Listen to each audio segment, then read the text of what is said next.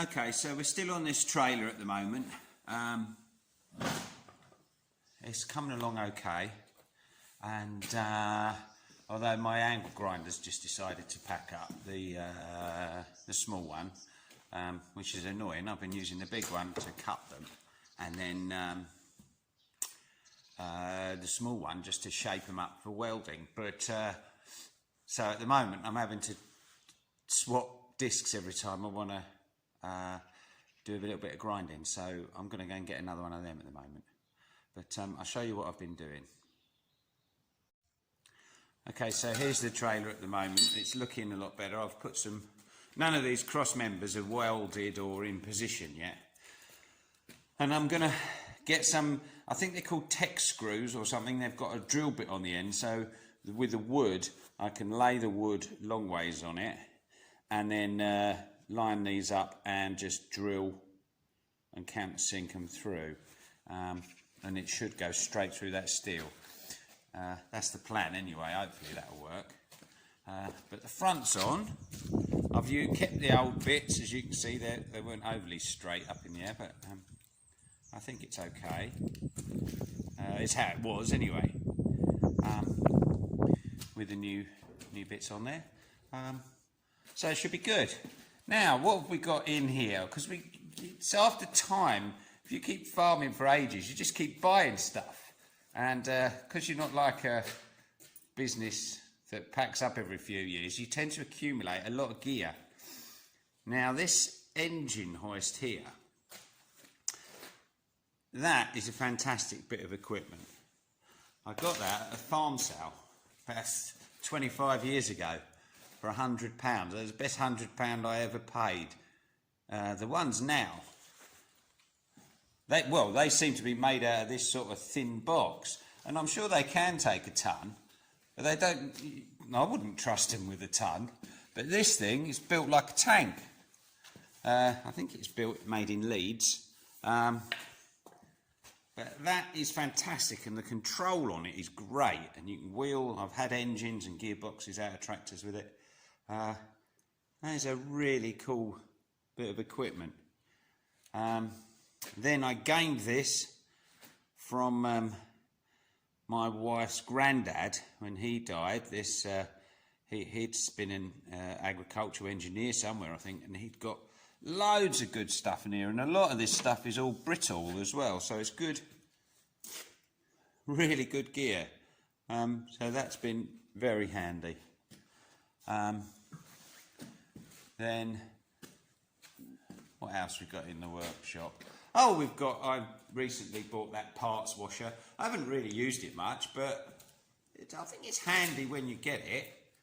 And then welder-wise, I got this Oxford MIG here a few years back.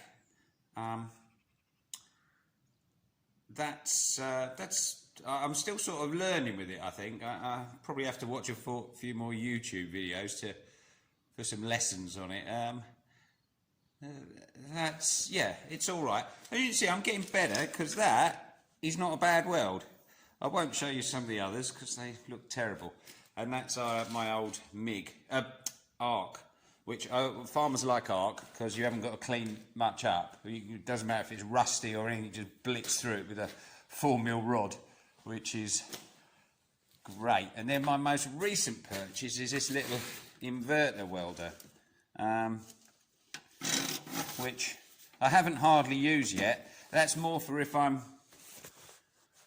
you're working somewhere where you can't take either of the bigger welders. You can get this little one, it's a 13 amp, and you can work up, well, anywhere with it really that you can take a trailing lead to. So yeah, that's all that. And then we've got all sorts of spanners here and socket sets and electrical bits that my wife calls my table of crap.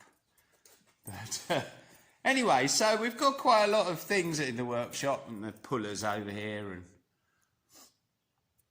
we're all quite well. That pillar drill, by the way, isn't working.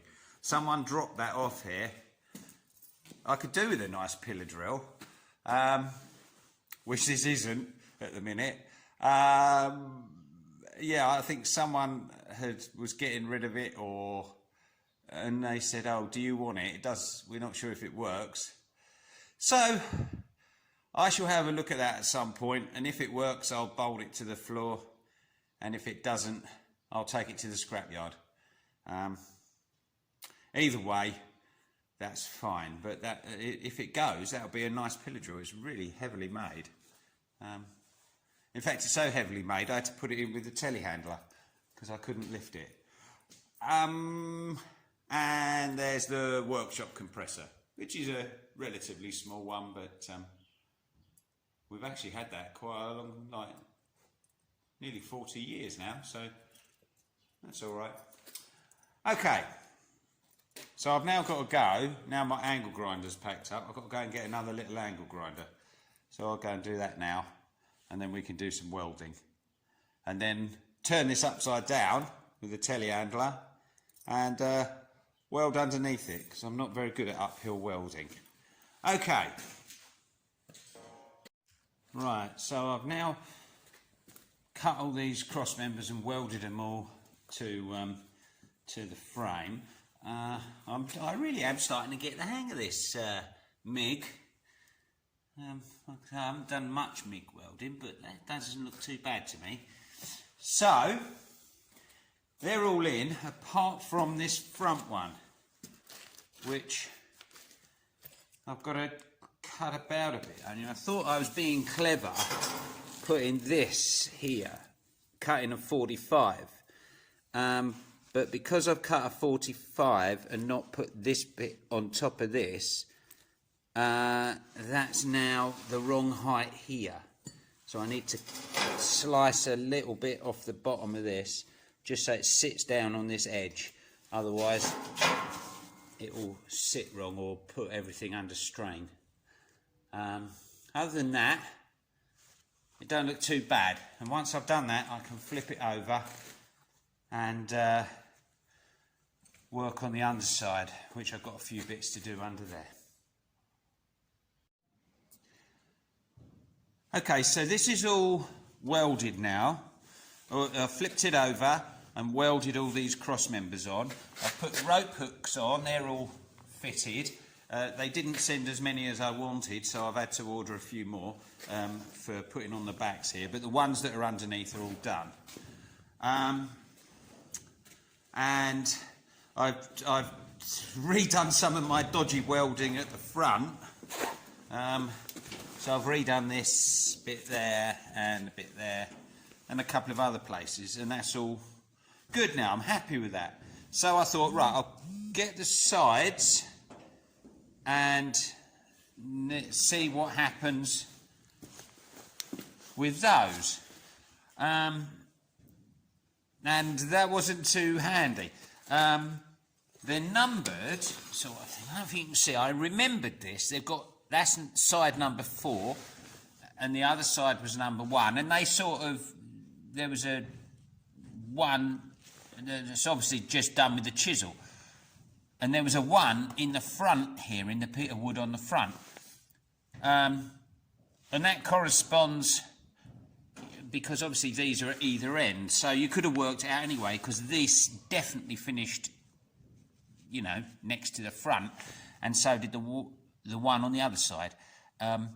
So I've got them where they're supposed to go, but this is a huge gap here, and this don't fit. So something needs to give. The floor was obviously higher than I was anticipating, because it hasn't had a floor in it for ages. It went rotten, so, and I couldn't remember. I'm doing it different anyway, but I'm having it level, but I think it was probably just proud a little bit. So it might mean putting something, screwing a bit of wood onto these trailer sides at the bottom. So what I'm going to do now, because the trailer sides, I mean, I'm only probably ever going to use them once, but I don't care, I want them to work. So I'm going to take this outside now, rotate it over, bring it back in and put the sides in. and the sides and the corner posts as well, or the middle posts and the corner posts at the back, and I can fit them in, put the sides on, and then see where we are. And then if things need manipulating, I can do that. So it's all good fun anyway. And it's quite cold out here today because, as you can see, we've had some snow. There. Nice. It's actually really cold. It's not cold as in, you know, -20. It's only -1 or 2, but it's blowing. And when you're in the shed, it's all right. When you're out in the wind, it's bloody freezing. But anyway, so we'll flip this over and see what the sides look like. So we've flipped it over, and as you can see, we've got some sides all are on there. We've got this strengthening bar that sort of holds the two halves, these middle bits together. And you've got the back there, which I believe you can sort of undo that one, flip it round on that one into here so that it's open full width. So that's nice. Little grain chute. So that's all good. What's not so good is this one don't fit. So yeah. Oh, hello. Oh dear. That looks a little bit on the rotten side. Okay. I'll have to make... Yeah, this is not going.